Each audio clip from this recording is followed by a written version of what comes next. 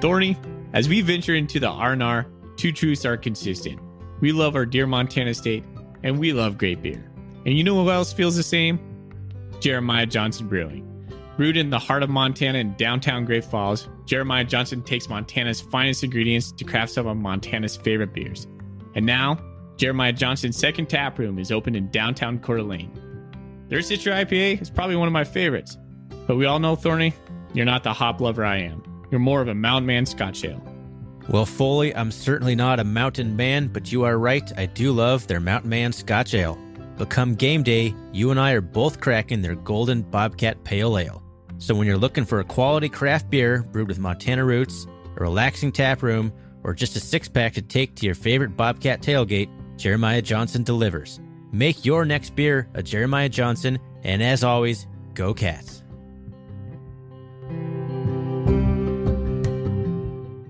Dinkity dank dank dank dank. Dinkity dink dink dink dink dink dink dink dink dink dink dink dink to dink to dink to dink dink dink. Okay. Dink dink dink dink to dink dink. Dink dink dink to dink. Welcome everybody to the R&R Catcast, a fan-based podcast focusing on Montana State athletics. We're two dudes named Ryan from the state of Washington talking about our dear Montana State. We hope you enjoy it.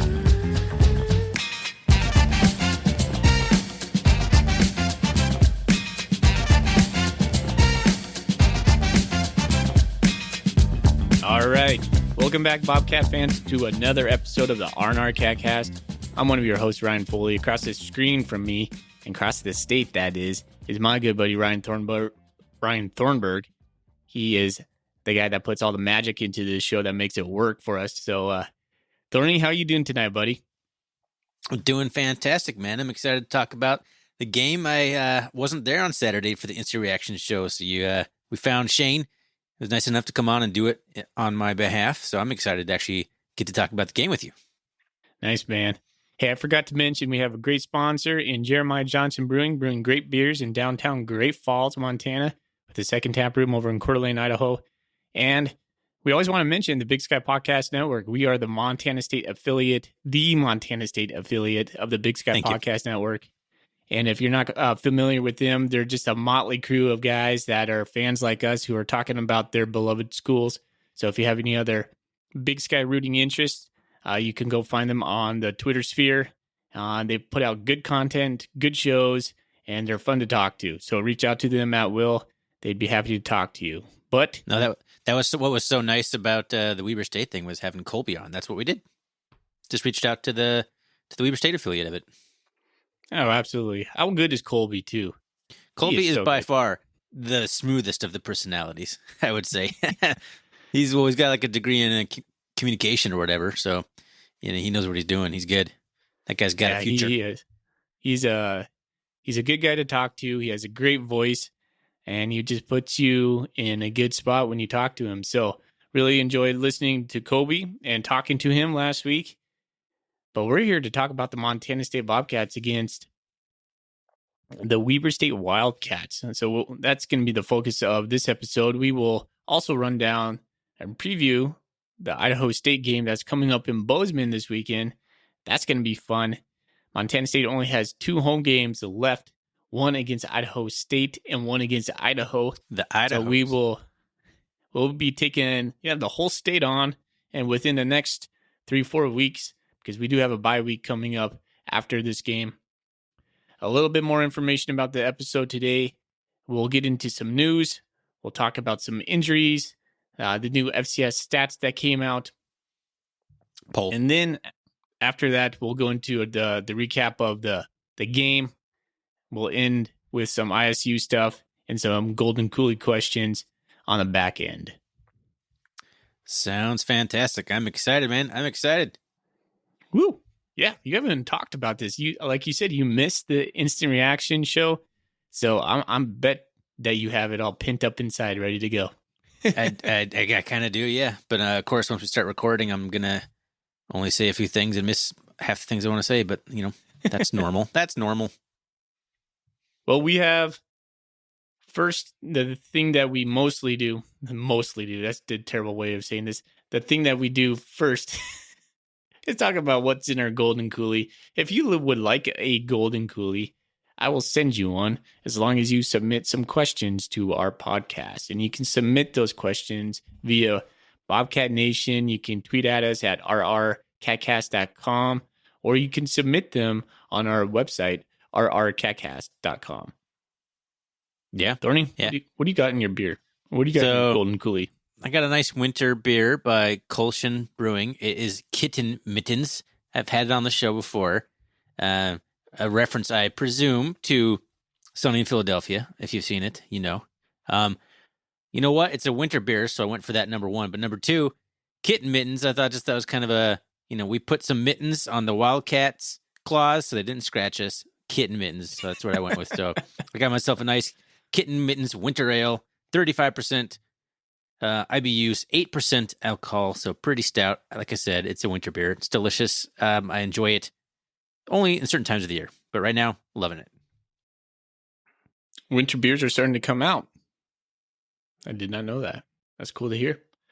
I have a Reuben's Crikey IPA India Pale Ale. I've had this probably first season that we did this podcast.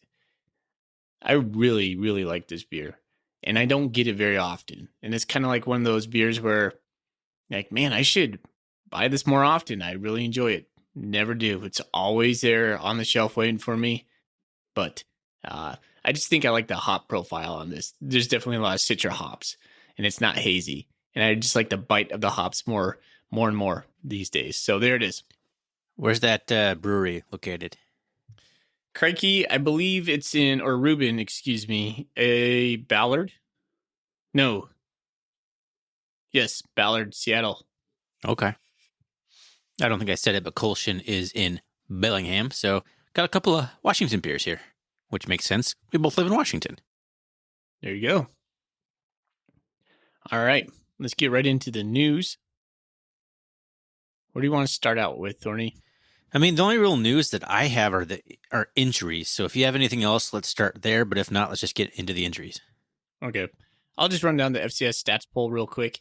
Montana State made the jump from 9. We're just inching up every week. We are now at number 8.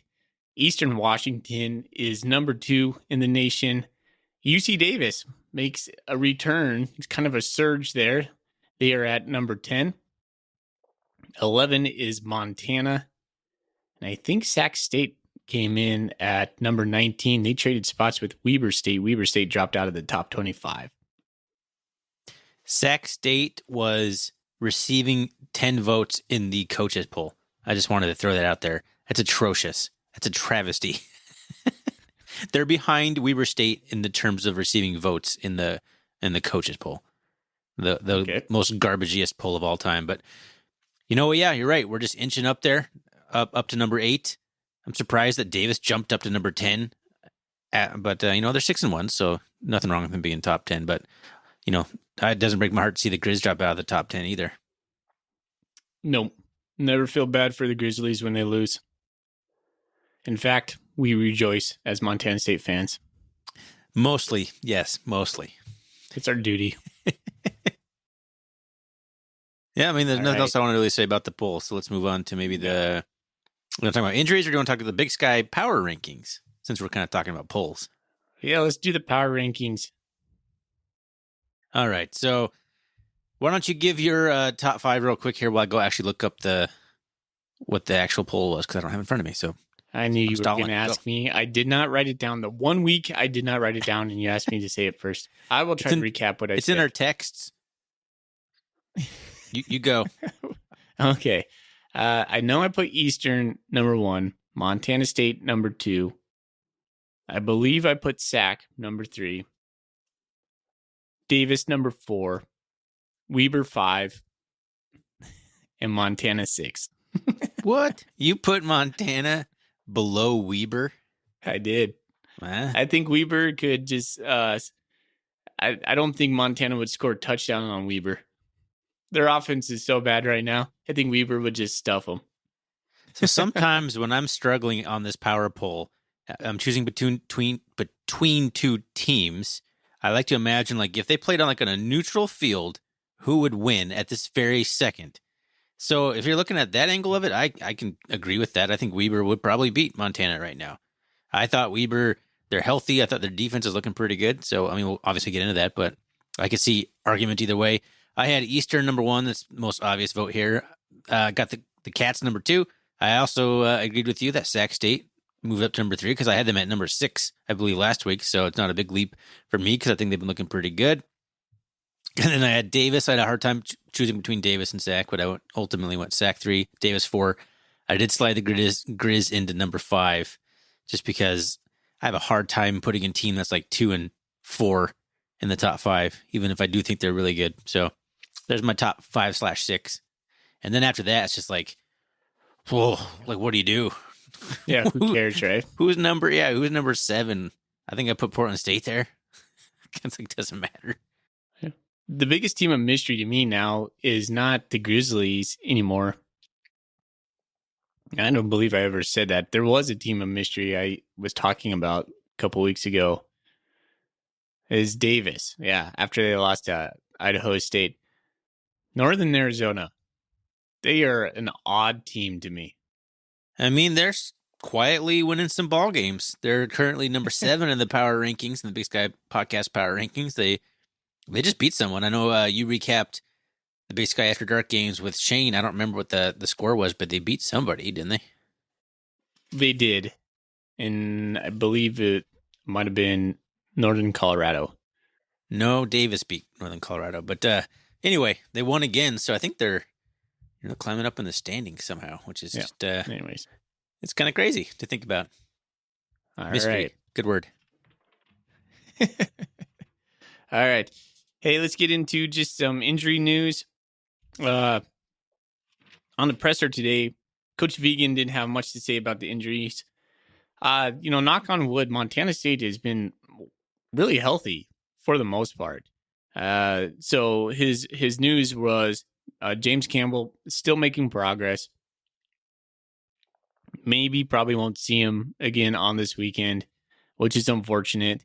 That was concerned because Eric Zambrano went out in Weber, but does sound like Eric Zambrano will be back, has a undisclosed lower body injury that's causing him slight discomfort. But sounds like he'll be able to work his way through it and come back. Good to know. Nate Stewart, the grad transfer out of Akron, has been practicing, but still hasn't been able to, as Coach Vigen would say, perfect those football moves, cutting, slashing, being ready to do those kind of movements out on the field. So Nate Stewart still in progress. All right. Yeah, I didn't even really notice when Zambrano went out of the game. I didn't see the injury, and I didn't really, realize he wasn't in the game until afterwards, until someone said that he went out. So, but, it's good to hear it's not serious. We're going to need him. We need all hands on deck when it comes to the Eastern Washington game here in a few weeks. But, it's a good week for us to heal up and kind of get things going. Speak of injuries real quick. RJ Fitzgerald was back. How? He did play. How? And he played well.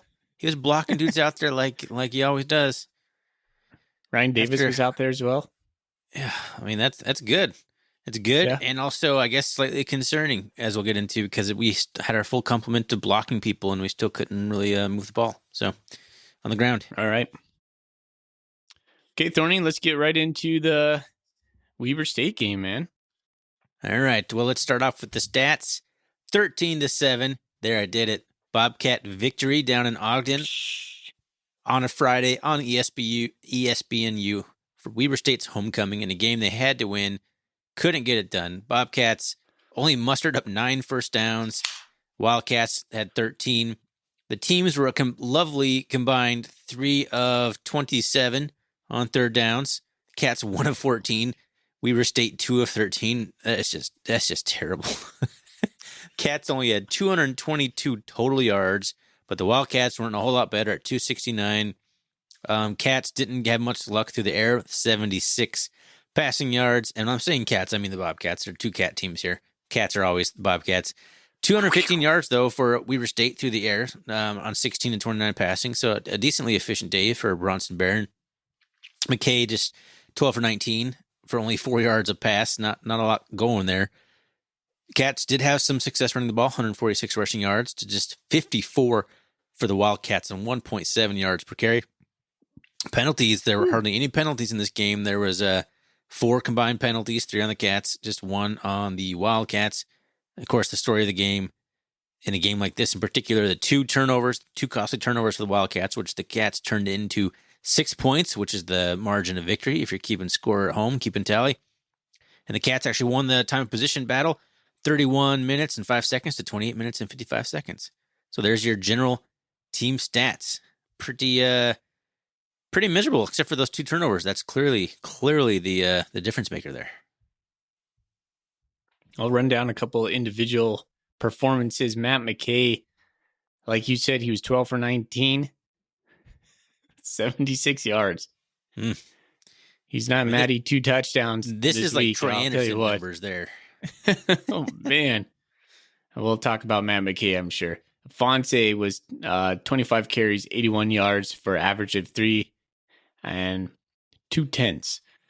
Elijah Elliott had 4 carries for 31 yards. Tommy Malott had 1 carry for 20 yards and then touched the ball one more time.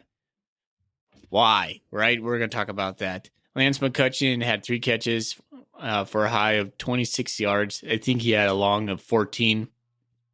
So, I want to mention Bryce Layton too. He had 8 punts, averaged 39.6 yards. Glessner was 2 for 2. Stones Glessner, as I call him, 2 for 2. 46-yard field goal, 32-yard field goal. And Okada had 11 tackles. And I think Troy had 10 tackles. He had a fumble recovery, a sack, and 3 tackles for a loss. Not a bad Just day of the average office, Troy. Like I said, we actually got to see a Troy Anderson game from, the entire way through. And it was worth the price of admission. Thorny, before we start about this, out of the 4 podcasts we did last week, I went back and that was a lot. I did have some keys to this win, and maybe we'll start out with this. Maybe that kind of helps shape some of our conversation. And I'm just looking at this right now, and it said limit sustained drives for the Wildcats, which we did. Match Weber's physicality and stay level-headed, which we did. Contain the run, make Barron beat us with his arm, which we did. And endure the 4th quarter, which we did. So I'm going to go ahead and pat myself on the back because I think I nailed the keys to that game before the game happened. Yeah, I was actually just looking at my keys that I talked about last game. I didn't go back and listen to what I actually said, but I'm looking at the notes from last week. I had the turnover battle needs to be even or close to it. Cats won that by a couple minutes. Don't get worn down. Weber wins it in the second half in the 4th quarter, as you kind of just said there. Don't lose the special teams battle. We won the special teams battle, which was absolutely huge. Huge, yeah. I was like, all it takes is one Rashid Shaheed kickoff return for a touchdown to negate the 2 field goals by Blake Glessner to actually overcome it, but he never got the chance. And continue to win the turnover battle, +2. Pretty easy right there. I mean, the rest of it, I don't know what else I said there, but those are the main ones I know that I said. So right there, I'm feeling pretty happy that the Cats kind of did what you and I both thought that they needed to do to get a huge win down in Ogden. So Thorny, I was just thinking about this in their quick reaction episode with Shane. And on those quick reaction episodes, we always do the good, the bad, and the ugly. I haven't heard from you, man. So I'm going to ask you this. What was your good? My good was just matching the physicality, getting into what did the ESPNU announcer say that I really liked? It was a fight in a phone booth. Is how he described the game. We got in that fist fight in the phone booth, and we came out the less bloody of the 2 opponents. So I think that was a huge part of it. I liked how we just locked it down. Like that was good. Just the defense, obviously. I'm going to put the entire defense in the good category there. So Just some real quick goods from me on that is just, the defense and matching the physicality and I guess absorbing Weber's punch. They came out and punched us right in the mouth, and we completely responded, and it was really good to see. Coach Vigen talked about that in the press conference today. He talked about how good teams don't panic and how after that first drive, the defense went back on the sidelines. They just accepted what happened and they made the adjustments and then just rolled from there. I want to say this, and I said this in the R&R After Dark episode. I think it's worth repeating. Like when I look at this good, the thing that really stands out to me is we beat a ranked opponent coming off a bye, a desperate team trying to right their season, and we beat them in their own house. I just think that's so understated when you look at this game. There's so many things you can nitpick about this, but the fact that we just did all of that in a place we hadn't won since 2013, man, the Cats really nailed that. That's awesome news. No, we talked about it on our preview episode, how just like so many of the intangible things are just pointing to the Wildcats' way on this. Like you said, a short week, they had the bye week, it was homecoming, they needed the win. It's just like everything you can think of was just pointing to them, and we were able to overcome all that and come away with the win. So that's just good category for sure. Just the team's response to everything we were through, and just the team's mindset going into the game. The new sheriff's in town, like Ty Okada said, they came in there with the mentality, hey, we knew it was going to happen. We're new sheriff's in town. I love it, man. He's like the kind of like the Braden Conkle of this year's squad with just those kinds of quotes. I told Shane we have to lobby for him. The press just needs to get him every week. Yeah, I agree. He's so good. He's always going to have a good game, so you can always at least argue that we got him on the press conference because he had a good game, because he's always going to have a good game. So yeah, get him in there. Love listening to him chat. Ryan, another great thing I thought Montana State did during this game was their special teams play. Let's talk about that a little bit. Let's talk about the effectiveness of Bryce Layton. I know the quick reaction when we were texting on Friday night was, oh man, another 35-yard punt. Oh man, another 37-yard punt. He nailed one. I think he had a long of like 48, 49.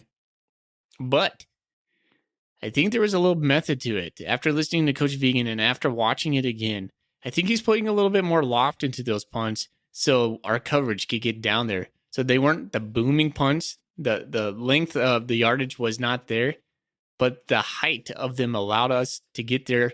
And we really negated Rashid Shaheed. The directional punting plus the height of the punts, I think, was a perfect game plan to take away one of their biggest weapons. I mean, a net 35-yard punt against Rashid Shaheed in the grand scheme of things is pretty good. Because that's what it basically boils down to. You can kick a 60-yard punt, he takes 15 yards. You can kick a 35-yard punt that he just fair catches. I'm going to take probably the latter on that every single time because he's not going to even have a chance to do anything. So and we tackled well, too. We did, yeah. So as I rewatched the game, and I'll call this out right now. It's a good spot to talk about it. Rashid Shaheed got crunched 2 different times on returns. One by Daniel Hardy, completely decleated him. Just another from the classic side. Daniel Hardy. Yeah, just on the side, just kind of lowered his shoulder as Rashid was kind of trying to cut across the field and just flattened him. Just fell straight on the side. And the other one actually didn't knock him over, but there was a return. I don't know if it was a punt return or a kick return. I can't remember now. It must have been a kickoff return where Jahari Martin hit him pretty hard and knocked him completely sideways. And he was able to stay on his feet, but he ended up getting tackled just a few seconds later because it completely knocked his momentum sideways and he had to reorient himself where he was. So he got hit pretty hard 2 different times. And you could tell that was an emphasis. And, hitting him pretty hard and just making him think twice about just running as fast as he can up the middle. So kudos to the Bobcat special teams on containing him, laying a couple of hits, and doing enough in the kicking game to negate him. I always root for Rashid. I met him and talked to him in Spokane 2 years ago. He seemed like a really good guy. And from there, I was like, man, I'm going to root for this guy because he was easy guy to talk to, had a great smile. And when you watch him, right, he's just fun electric. to watch. He's extremely fun to watch. You don't want to play I'm just against glad he him, didn't. Yeah, exactly, right? None of the fun stuff you watch from Shaheed happened to the Bobcats, so that's good. All right, Thorny. We're gonna keep with you, dude. You gave me your good. Now let's go in that middle level. Sometimes we call it the bad. Sometimes we call it the okay. What do you have in that? So in the okay category, I could almost go borderline bad on this. No, that's too strong a word. But the offensive line, I thought they got beat several times. They didn't stay on their blocks a lot. Overall, it was a decent performance, at least in pass protection. I know McKay got sacked a few times, but I thought they did a decent job back there. And they were able to open some holes. They just weren't able to sustain some blocks. Like they weren't able to keep the block enough to let Afonso and company get through the second level. You know what? It's just not the level that we've seen at MSU. It's a pretty good offensive line, but I just think that the graduation of Mitch Brott and the transfer of Connor Wood and then the injury to Jacob Kettles has really kind of started to show here. And maybe Weber State's the best defensive line we'll see all year. So maybe that's just, we got that out of the way and now we can kind of get back on track. But I think the offensive line left a lot to be desired on Friday. They had a tough job, though. I watched the game back on Saturday, and I watched plays multiple times, trying to watch different players. And I often keyed in on the front battle.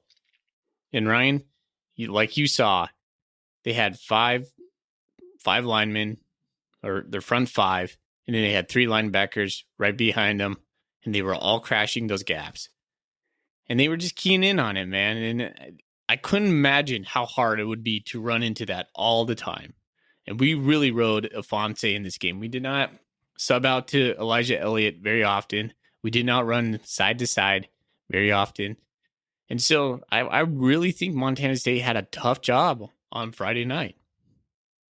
Well, they did. They absolutely had a tough job. But if you start to put their performance in the context of the national landscape and the playoffs and what it's going to take to make a playoff run, is that performance on Friday going to win you a semifinal, a quarterfinal game? That's where I don't know the answer to that yet. There's a lot of time to fix that and get things kind of going in the right direction. But, man, Weber State was subbing a lot of guys, and every single guy they have is basically a carbon copy of 6'3", 290 or 6'3", 300. Weber State's huge on the defensive line. And as we talked to Kobe Peterson and we heard from Jay Hill, that's like the healthiest they've been in 2021 at any time, spring camp, summer, whatever. This is the healthiest they've been. So they had their full complement on defense. So I do think when they're healthy, Weber State arguably is the best defense in the conference, if not the right there with the Cats and a healthy Grizz. Certainly not a depleted Grizz as we've seen, but Weber State has a very, very good defense, and the Cats found that out and had a really hard time doing much of anything.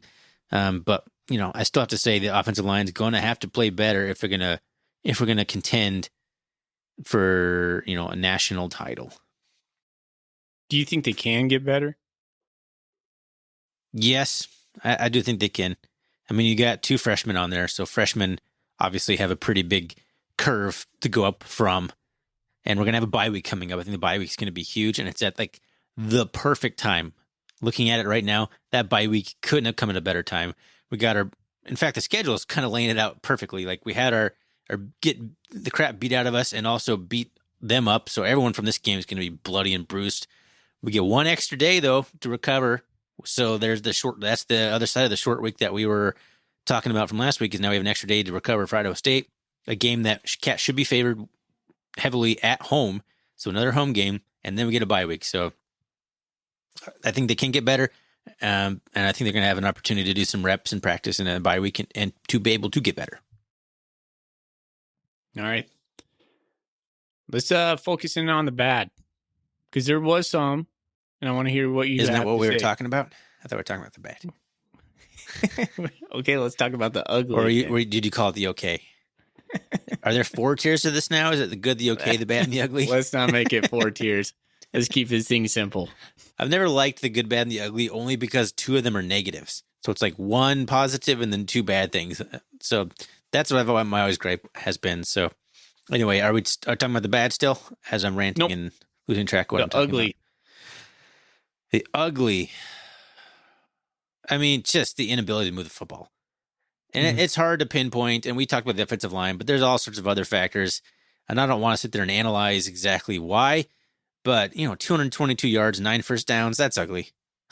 That's just ugly, no matter how you slice it. Just the physicality of the game, though, the refs were swallowing and whistle on pretty much everything except for ticky-tacky blocking fouls on Bobcat wide receivers. They were plenty happy to blow the whistle on that. Other than that, they let things go. So, I mean, you could almost call it ugly in terms of, how ugly the game got. What did Coulter, I think Coulter Nuanez like to say, Jay Hill's going to, what did he call it? Muck it up? Not muck it up, but dirty it up. Jay Hill's he's going to make the game ugly. And he did. That game was ugly. The Cats were right down there in the mud with them, slinging mud with the best of them. And I guess ugly was just that kind of the style of the game. Unless you love defense, then it was your absolute thing. But even then, I don't think it was defense making play after play. It was just an ugly game. So just an ugly, ugly game. Another stat I wrote down where we were 1 for 14 That's on ugly. third down. That's terrible. That's super ugly. Absolutely terrible. It's our worst offensive game. 1 for 2 on fourth, though. It was our worst offensive game of the season. I mean, holy cow. Friday night. Might have to go back to the 2019 North Dakota game to find something that I think was so ugly. And those stats are probably better than this. 76 passing yards. You and I were texting on Friday night. I did not get ESPNU, so I had to go to an establishment to watch it. And I was only there for really half the game before we all left. I was watching Bobcat Nation. Bobcat Nation was erupting in discontent about their play calls. I'm sure. I don't know if Bobcat Nation got it right, though. Because they were saying, the narrative on Bobcat Nation was run up the middle, pass, 3 and out. Run up the middle, pass, 3 and out. Tell me I'm wrong. I mean, the Cats did do more than just that. I actually felt the same way when I was watching the game. I was like, oh, come on, right up the middle again. But the Cats did test the edge. They did do some passes out to the flats, and they missed some opportunities on some passes, and they made some reads that McKay could have made that would have changed the narrative on that. Because a lot of those runs up the middle were zone read handoffs to Isaiah Afonso. And Afonso may have even missed a few holes there too. So it was a predictable maybe. I'm not saying I'm going to disagree with that, but I think a few better executed plays here and there, and we're not talking about it. Yeah, right? If we had 3-4 big-time passes, maybe 5 more first downs in some big-time plays, maybe not even some big-time plays, maybe just some conversions, right? We're sitting here going, we did enough. It was an awesome game. We out-Webered. We took their punches. We absorbed the physicality, and we dominated on defense, and we got enough done in the offense. We are just riding high. But that's not the narrative of this game. The narrative of this game is our defense dominated, but what about our offense? What was that? Because prior to this, our offense had been varied, not predictable, sometimes predictable, just a little bit. But I think Taylor Housewright has done a nice job this year so far of highlighting different schemes, different players, different packages. And then this game came along and we're like, there's really not a lot of diversity. Coach Vigen said in his show today, we probably should have passed it more. Yeah, I mean, that's certainly a good observation, and he's probably not wrong, but McKay was having kind of a hard day. He was not making the best reads. His accuracy was kind of spotty. He had a interception, a sure interception, just dropped by the defensive back. We got completely lucky on that one because he would have returned that inside the 20 for sure and set up Weber nicely. He was just having a hard time, and it was a game where at that point, third quarter, we all of a sudden had a 6-point lead thanks to the defensive play and a couple field goals, and then why do anything stupid after that? So I think it boils down to execution. If a couple of those runs that Afonso had in the third or fourth quarter, that he's able to break one more tackle and take 20 more yards or even house it, we're not sitting here talking about the predictable play calling because it worked. So it was just a combination of execution and just playing it safe, I think, is why it looked so ugly on the eyeballs. No doubt they're going to be working on offense this week. I'm excited to see what that happens against the Idaho State Bengals. I'm predicting a little kind of a comeback game for the offense there. I do want to ask you something specific. What did you think of the decision to go for it on 4th and 1? Just the decision. We'll talk about the actual play call that ensued on the decision, but what do you think of the decision? I love it. Yeah, me too. I was all for it.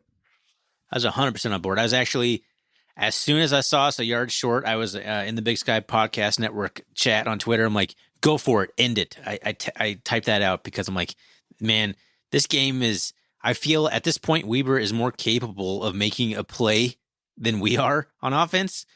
Like, we were stuffing them, but they were still making a few passes here and there. They were getting like a 17-yard pass here or 8-yard pass there. Like, I felt like the dam might break enough for them to score touchdowns. So I'm like, just end the game right now. Just that knockout punch. So I love the decision to go for it. Did not love the play call. I rewatched that play, and where did I write that down? But somebody got blown up big time. I think it was Colsane. Colsane got blown so far into the backfield that when Isaiah Afonso took the handoff, he ran straight into the back of Colsane because he was pushed 3 yards into the backfield. So it didn't have a chance from the start. It looked slower developing than it was because of that. He bounced off his own offensive lineman, and after that, it was over. So that was just an example of the offensive line not doing enough to win the game. I have no idea what Colsane was in the game because I saw Justice Perkins in the game after that. So I don't know why they were like subbing, or was it Zach Red? I don't remember who it was. But anyway, yeah, the offensive line got blown in the backfield, and that's why that play failed. What do you think of the play call on it? I didn't love it. It seemed slow developing. I would have liked to see some leak out on the side. We had been pounding the middle. When you look at Weber's defense, everybody was tight right there. It was wide open on the outside. I mean, ultimately, that was the play that ended up winning the game.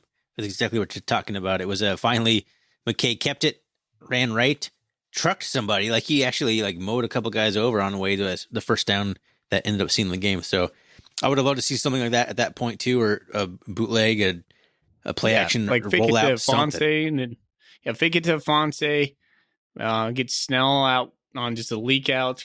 It's the easy 1 yard completion right there. One thing that I think McKay also needs to work on real quick here, a really not convincing fake handoff. I think it's something that Dakota Prukop was really bad at too. And I think something McKay can certainly work upon, as Ryan Foley's phrase. Let's just steal it from you. So I don't know if that would have worked, I guess. And coming back to the point here, McKay's not the best seller of these play action fake handoffs. I was really surprised with McKay's game. I thought in Wyoming he played so well. He showed such diversity in Wyoming, just the ability to put the ball on the mark. He just looked nervous this game. Well, part of that could be he got WWF suplexed to the second play of the game, second snap of the game. Good point. Which, how is that not a penalty? I don't understand how it's not a penalty. Can we talk about penalties? How about when I think it was Willie got hit or something on the kickoff, and the guy that hit him came back and literally double flexed over him, full on gun show. That's an automatic penalty in so many football games I've watched this year, because they're cracking down on that exact. That's textbook at the refs meeting. Don't let the players do that, and they just didn't do anything about it. He walked back to Willie, stood over him, flexed over him, and then just stood there taunting him for a good couple seconds, and then just walked off, and the ref was sitting there looking at it and goes, just break it up. Think back to week 1 when Daniel Hardy did the no-go. Incomplete thing, The incomplete hands, and he got the flag for that. Yeah. And that guy doesn't get a flag. It's a weird game to have a bone to pick with the officiating. We won, but it's so frustrating to see things that the Cats have been flagged for that's completely slide. And the Cats have like worked so hard to clean up their personal fouls because that's been a problem because some ticky-tacky taunting here. And then all of a sudden Weber State can do whatever they want in terms of taunting and body slamming and flexing. And it's like, come on. All right, Thorny. Hey, let's keep this thing moving. Give me your parting thoughts on Weber. Huge win. Never underestimate, like the heart of a champion. Like there's a lot of the guys were on this squad. Were on the spring squad when they won another Big Sky Conference championship. They were on the 2019 team. There's plenty of guys left over. Plenty of seniors on that team. They got healthy. Jay Hill, hell of a coach in this conference. The fact that we went down there on the road, won the game. I don't care if it was 2-0. We got the win, and I could not be happier from that standpoint because it sets us up so well from the back half of the season and alleviates so much of the pressure. So overall, man, I was super happy. I don't care how ugly it looked. All the gripes I had about play calling at the time or offensive line or frustration with the passing game, it doesn't matter. We won. And man, I think it is Andrew. Oh my gosh, who's the running back for the Grizz that's on Twitter? Andrew Houghton. No, that's the reporter for Skyline. Schmidt. Yeah, Andrew Schmidt. Yeah. He says he likes to say losing is easy. Just ask insert losing team here. So that's what it boils down to, man. Losing is easy. Cats didn't lose. Now we're 6-1. We got the Weber State monkey off our back. It's good to see, right? And to me, last week I was saying this coming second half of the schedule, we needed to beat at least one of the ranked teams. Weber, Eastern, Montana. That's already done. Exactly. So, awesome job from Montana State. Before we get out of here, I want to kind of revisit a Golden Coolie question we had. It's like kind of the legacy or the impact of this win. Like, how does that affect Brent Vigen's legacy with this win? Do you have any thoughts on that? Because that was basically the question, right, last week? Yeah, I still think it's too early to tell. Weber's a great win. Montana State has a good trajectory. I don't know. Like, I guess kind of I want to see how Vigen responds after a loss.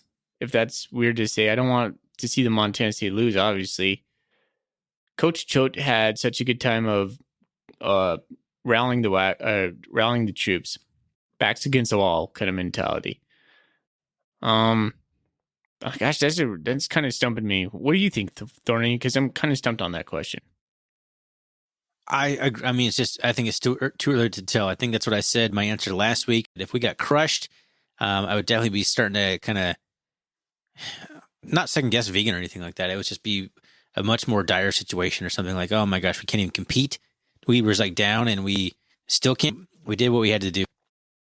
Couldn't agree more with that. All right, Thorny, let's talk a little bit about Idaho State.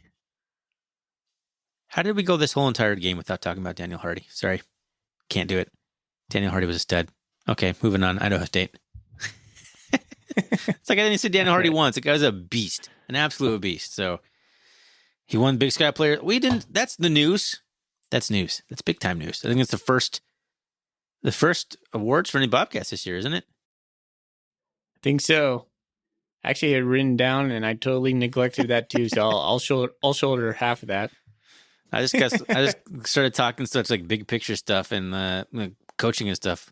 Not nearly enough about the actual play of the players themselves. So I just had to you gotta call out Daniel Hardy and Blake Glessner. We talked about Glessner, but Daniel Hardy.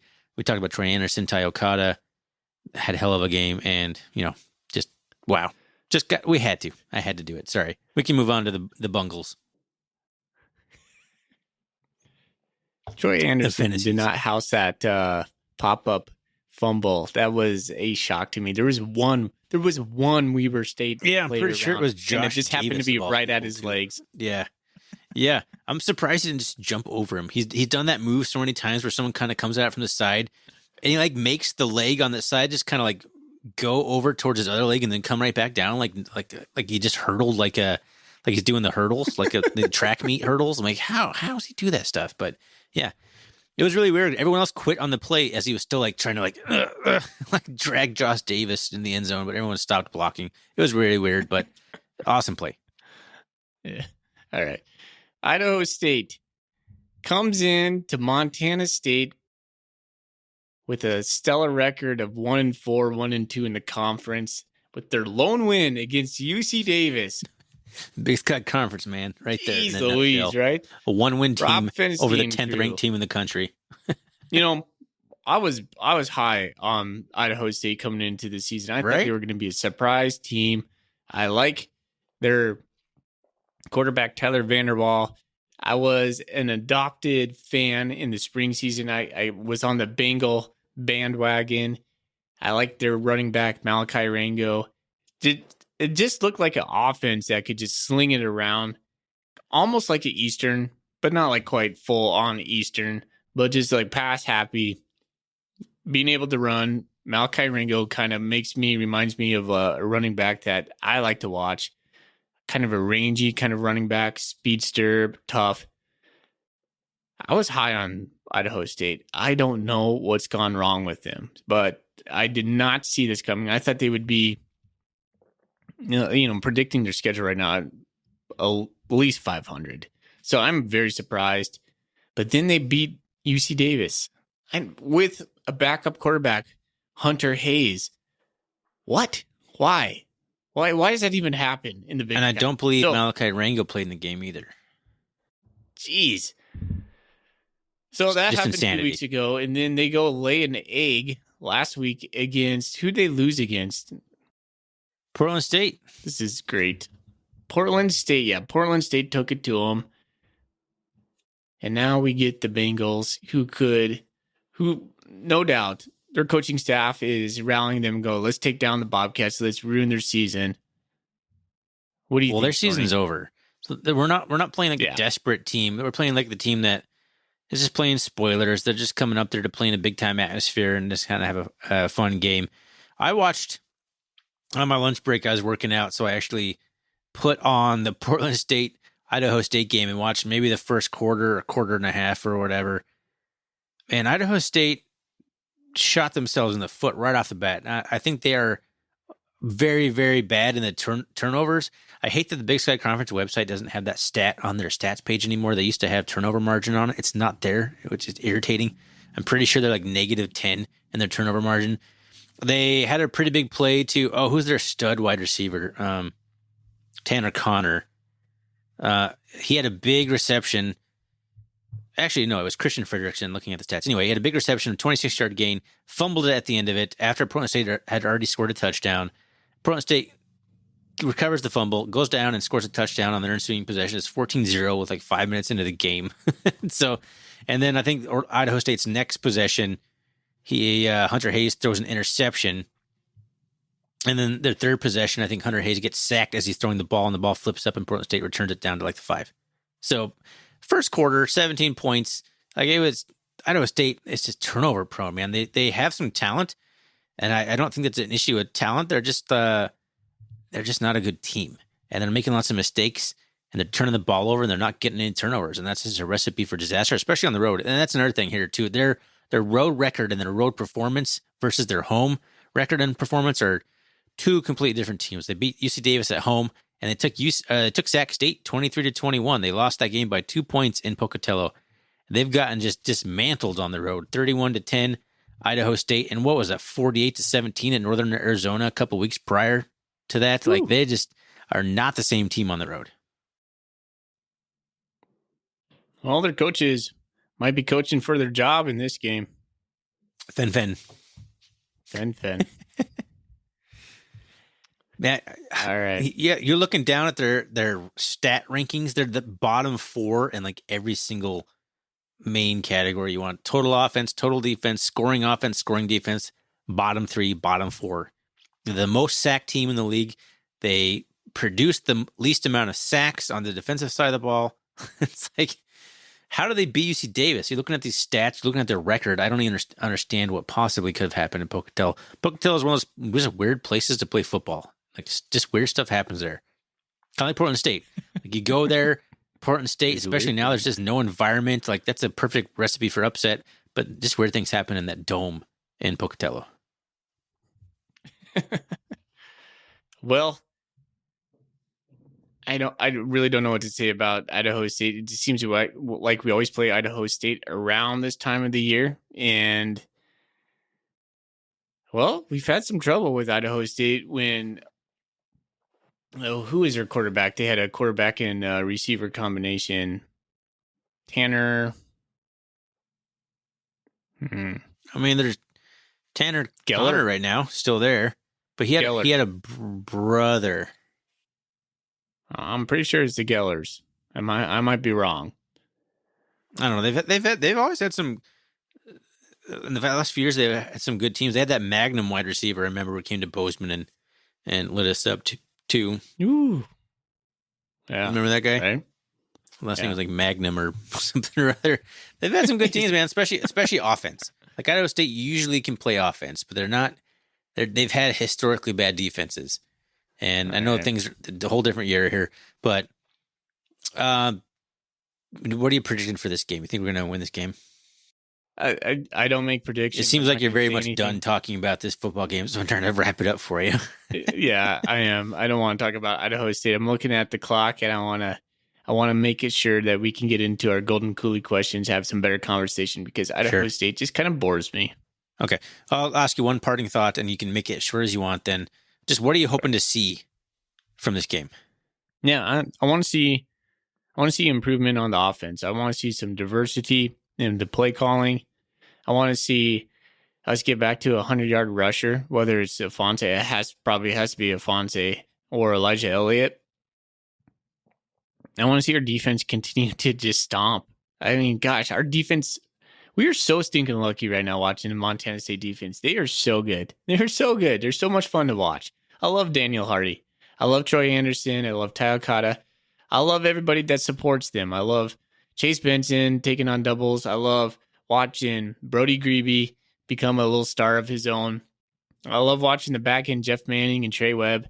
I mean, the whole defense is just this like tight-knit group that just feeds off each other. They're playing fast, playing physical. I just love our defense, but I want to see the Montana State offense come alive. I wanted to see us just take control as an offense, and not just from the defense creating opportunities for us.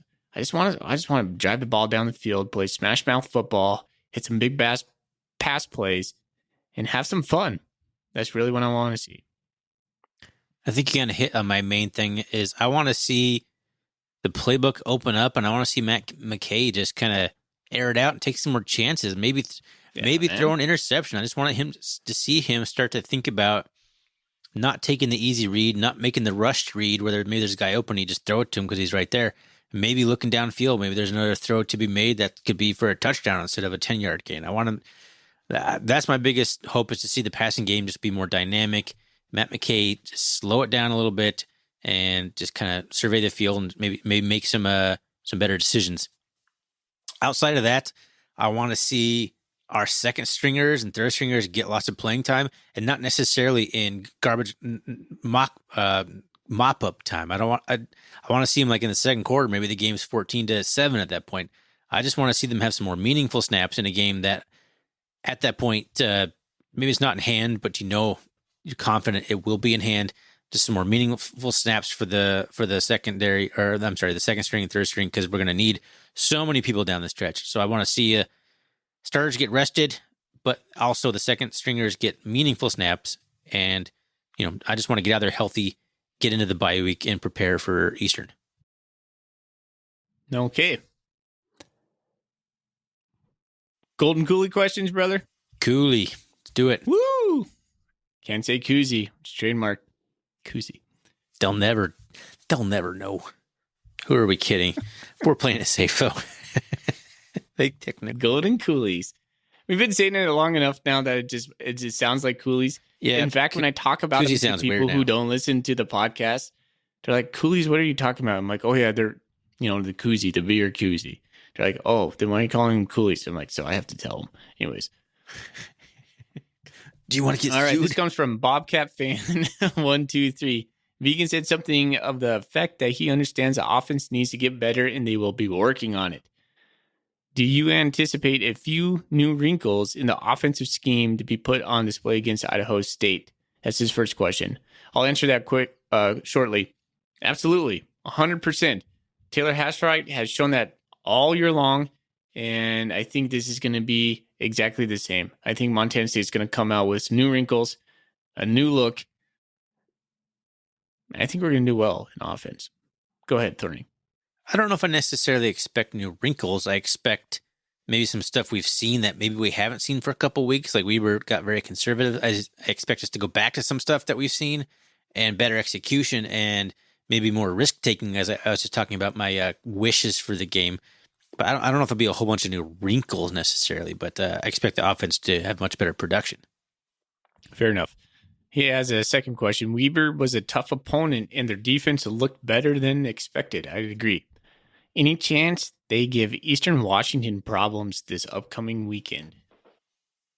I think that they could, at least for the first half. Their Weber's offense is so inept, and Eastern's defense is, I think, a little underrated. So maybe Weber can shut down Eastern kind of for a half, like the Grizz were able actually to shut down Eastern for almost 3/4. But Eastern's going to pull away at some point in that game. So I think they'll give them fits, but they're not going to win, I don't think. All right. Thank you, Bobcat. 1, 2, 3. Let's move on. No answer from you? I think you're right. I think you said it perfect. So I'm just going to agree with 100% with what you said. I usually am all right, so it's fine to agree with me. Colorado Cat, who is always listening. We appreciate you, Colorado Cat. Appreciate all. We just played our toughest opponent of the season so far in Weber State. But do we know any more about the team than we did last Monday? I'll let you. I think so. I think they're the moxie, the winning mentality, just their the way they approach things and the way they handle their business. I think that says a lot about it. We hadn't really been punched in the mouth like that. We've been playing relatively soft opponents, just not in terms of like their overall talent, but just their level of physicality and just the size. And it's been a mismatch every week. So we finally played someone more on par with us, and we got into a complete fist fight. So I think we did learn something about the Cats, that they're resilient and can handle it. No, yeah, I 100% agree. I was really concerned. And in fact, if you go back to the keys to win, I said match Weber's physicality. We did that. Like I said before, we out-Webered Weber in Ogden. A desperate team. A team that's playing for their homecoming. A team that had 2 weeks to prepare for us. We out-physicaled them. I learned a lot about the Bobcats on Friday night. And also we endured the fourth quarter. That was a big question to me. We've been playing this schedule where we could just pull everybody.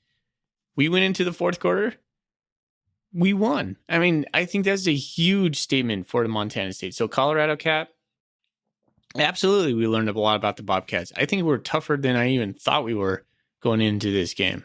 New sheriff in town. New sheriff. He didn't say it like that at all. I'm saying it like that.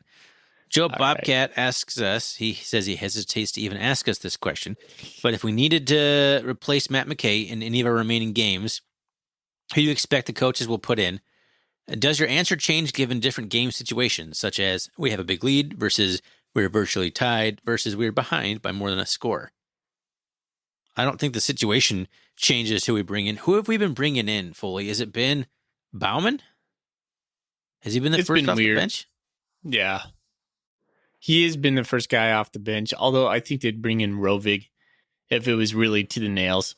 If it was if it was not just garbage time or getting some reps for someone, because Rovig has plenty of reps. I imagine it has to be Rovig. If Matt McKay gets hurt in the second quarter against Eastern Washington, it's got to be Tucker Rovig. I don't see who else you would possibly put in there.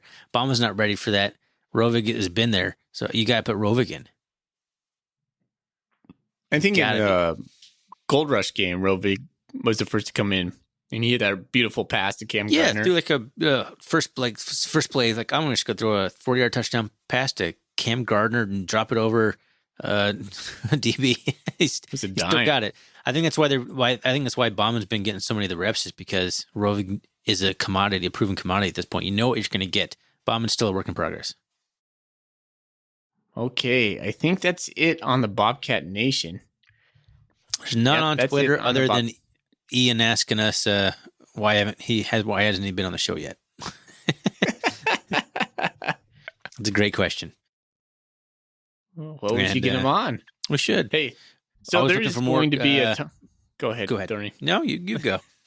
I just think there's a time coming up bye week, and there's also a time coming up after the season that's going to be kind of a buffer season between here and basketball, where I think there's some opportunities to maybe talk to some other guys. Yeah, agreed, for sure. Let us know. Let us know what you want to see. Like, we're pretty open to kind of content. We've been doing the instant reaction shows, and those have been pretty well received. So we're certainly open to some other type shows or basketball whatevers. All right. I think I know who I want to pick for our Golden Coolie. Do it, because I closed the tab, but I don't remember the questions. I think I want to go with Bobcat 123. He gave us our first question. Woo! Good job, Bobcat. Bobcat. 123. 12-3. 12-3. And I think I'm going to go with him because he did give us two questions. I did like the idea of talking about the Eastern Washington Weber matchup. And I don't think he has a Golden Coolie yet. And he's been giving us some questions. So, all right, Bobcat 123, it's your turn, buddy. Congratulations. Get at it. Send us. Damn it. There it is. Woo! There it is. I'm leaving all that in. It was supposed to be cheering from the get-go. I hit the wrong button. I hit the rim shot button. Okay. Bobcat 123, just get at us, buddy, and we'll get you that Golden Coolie. All right. I assume it's time to go. If Foley's making some sort of weird face, I'll take that as a yes. All right. Thanks, everyone, for listening. Thanks, everyone, for submitting your Golden Coolie questions. As always, we appreciate the questions, and we appreciate everyone for listening. You can always find us on Twitter, RRCatCast. That's your best place to interact with us, because I know we have a Facebook account and Instagram account, but we don't really go there all that often. So Twitter is probably your best bet, at least for the official account. You can find us on the web, rrcatcast.com. You can always email us at rrcatcast@gmail.com if you don't have any of those other things we've been talking about. And Foley, let's get out of here with the Go Cats. Go Cats. Go Cats.